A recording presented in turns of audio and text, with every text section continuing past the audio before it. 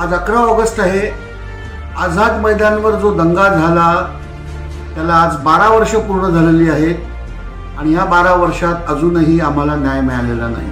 म्यानमारमध्ये मुसलमानांवर कथित अत्याचार होत आहेत म्हणून मुंबईतल्या मुसलमानांनी मोर्चा काढला, एक आझाद मैदानात मोठी दंगल केली, पोलिसांवर हल्ले केले, सरकारी मालमत्तेचं नुकसान केलं। मला एक प्रश्न पडतो की जेव्हा मुसलमानांवर दुसऱ्या कुठल्यातरी देशात अत्याचार होतात तेव्हा भारतातल्या हिंदूंवर इथला मुसलमान का अत्याचार करतो? आणि त्याचा महाराष्ट्रात आपण म्हणतो शिवशाहीचं सरकार आहे, मला शिवाजी महाराजांचं नाव घेऊन राज्यकारभार जातो, पण अशा दंगलखोर लोकांवर अजूनही 12 वर्षानंतर साधी केस उभी राहिली नाहीये। या संबंधी तातडीने फास्ट ट्रॅक याच्यावर घेऊन त्यांच्यावर कारवाई व्हायला पाहिजे, कारण भारतात बहुसंख्य असूनही हिंदू सुरक्षित नाहीत। आणि आज बांगलादेशमध्ये जेव्हा हिंदूंवर अत्याचार होत आहेत तेव्हा इथला मुसलमान आज त्यांच्या विरुद्ध बोलायला तयार नाहीये। ही मुसलमानांची दुतोंडी भूमिका आहे।